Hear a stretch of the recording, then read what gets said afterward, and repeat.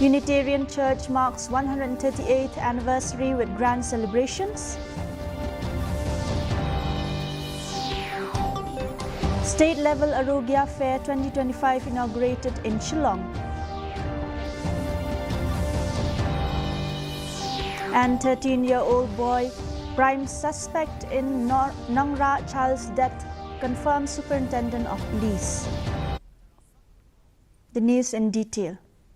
The tourist taxi standoff between Meghalaya and Assam intensified on Thursday, leaving passengers stranded at Jorabad after Assam drivers blocked Meghalaya vehicles from entering. However, the Tourist Taxi Association has called off its indefinite strike. Here is a report.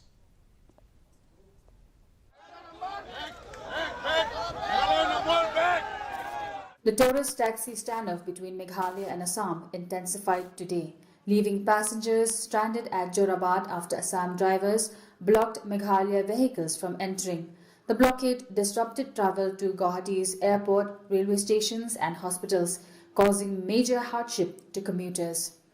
Assam drivers said the protest was in response to Meghalaya drivers earlier restricting their entry into tourist spots. They vowed to continue until the dispute with the All Khasi Meghalaya Tourist Taxi Association is resolved.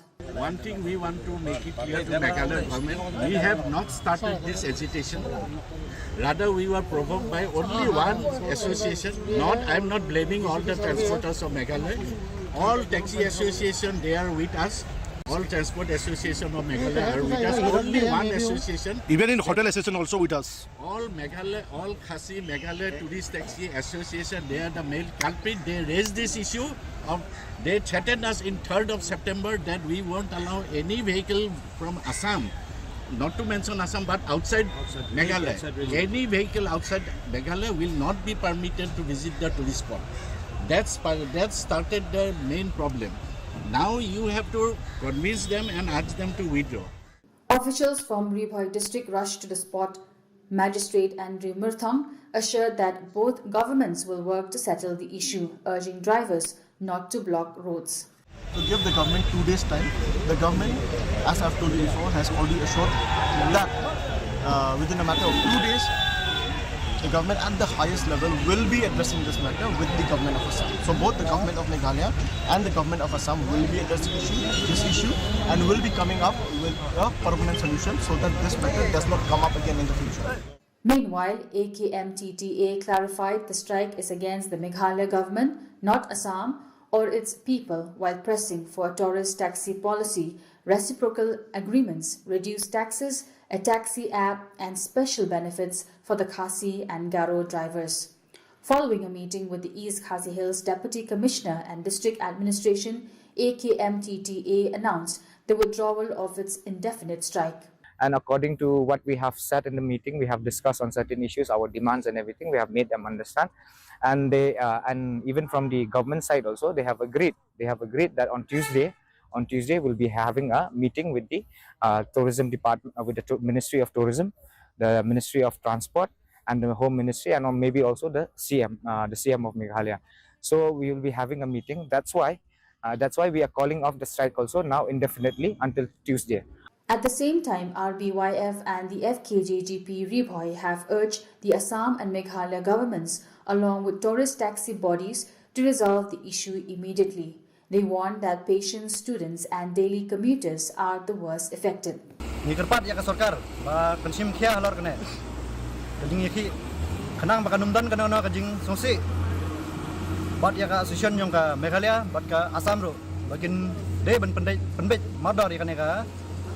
Jingiki kajungki kajinge kamtam ngi mangi kumbasa ane border ngihapania ngihapan ngihapan rumun mi seki saguhati malakas ngi te api jungi ngi kerpat jur ya pi ka government berkumjur ke susun berpindah penbet mador ya kane nang bensuk nonglei nawan jong kane kadong kan haju kumjuru ya ka jala Meghalaya jungi borakawai.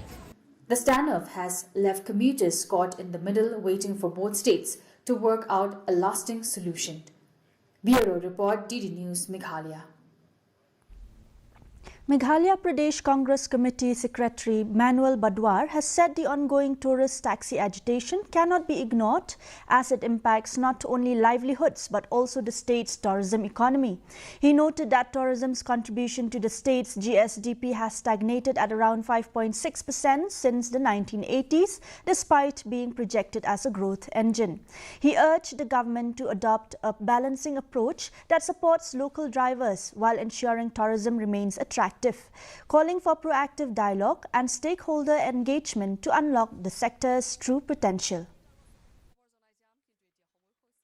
The government is up to the officers in charge of tourism industry. They should be more proactive, and I think if everybody puts their mind together, we have people who are fit enough to do this, and I believe that it should come about. There's no committee being formed, there's no dialogue, so let's see what happens. But in the long run, I think this is something which we cannot just look for now, but in the long run it has to be sorted. Yeah. The Unitarian Church in Juwai celebrated its 138th anniversary today with devotion and enthusiasm under the theme Ka Anniversary Ka Jinkar Siyo Mansim. The celebration began with a morning prayer service led by moderator G.M. Lamar, which included paying tribute to founder Hajam Kishore Singh Lingdo Nongbri at his memorial and the raising of the Unitarian flag. A lively procession through the streets of Juwai added to the festive spirit. The 138th anniversary of Unitarian Church was also celebrated in Shillong.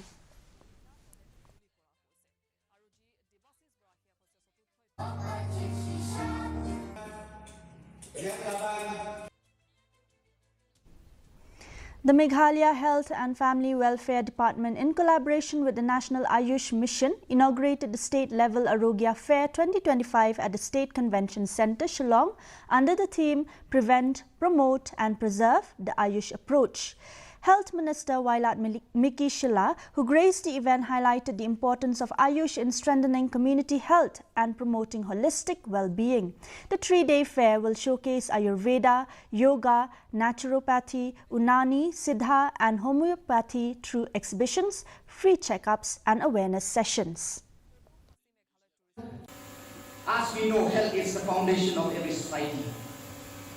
A strong and prosperous state can only be built on the pillar of physical, mental and social well-being of its people. Today, through the Arogya Fair, we are not only highlighting modern medical advancement, but also celebrating the wisdom of our traditional system of healing. Ayurveda, yoga, Unani, Siddha, homeopathy and naturopathy.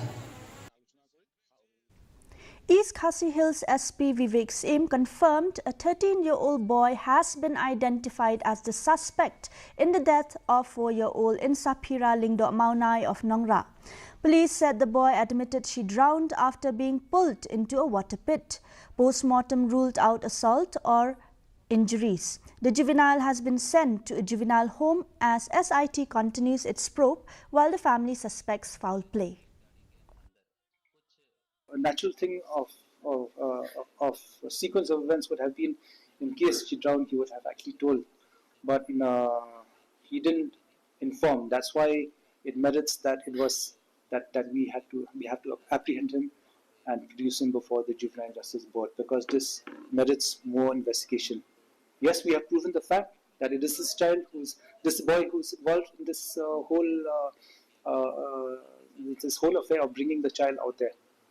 His claim is accidental, that she died because of drowning and he panicked, but that merits more investigation.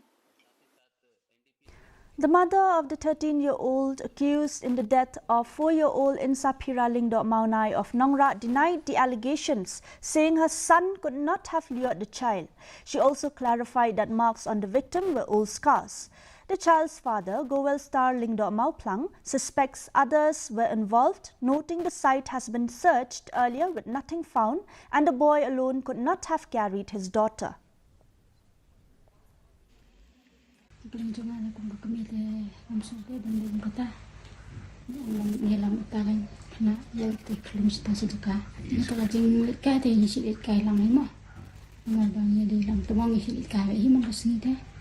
untuk kesengi orang rak membiat tengi angi apsuama te adim tu sarang isli sipo ka chailan te hang tu sa omsun bu sun station jaka ngone te on marwe te dan chai ki mano bala ya kani na dengan padiang ni kata ban ang bai kunjunga ini bu stai te klung pen ma ngatai.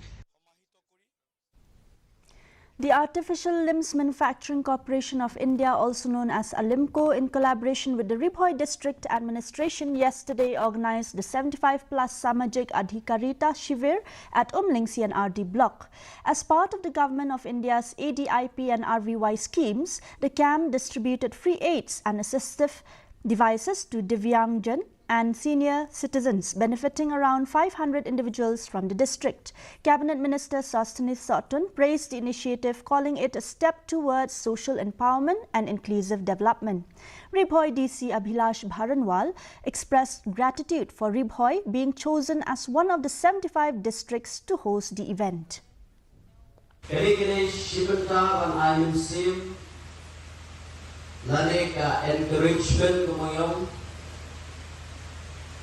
Ba key person, able person or person with disabilities. People with disabilities get their adequate support. They have conducted thorough assessments across the district. More than 2,000 beneficiaries have been identified, out of which almost 500 beneficiaries will be getting their aids and appliances today. Health Minister and Juwai MLA Wailat Miki Shilla inspected the ongoing construction of the Yau Musyang shopping complex, a long pending project he committed to in 2018. He announced an allocation of 25 crores rupees with a 24-month completion target, noting that 70% of the work is done.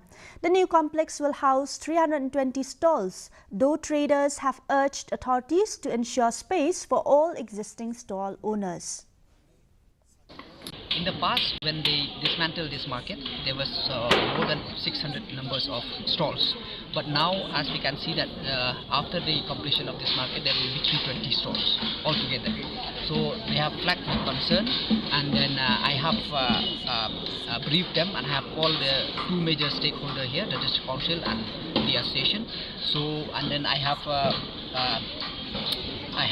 told them that there is no major change in the design of this complex. This is since from the very beginning, the original design, so we are just following that up.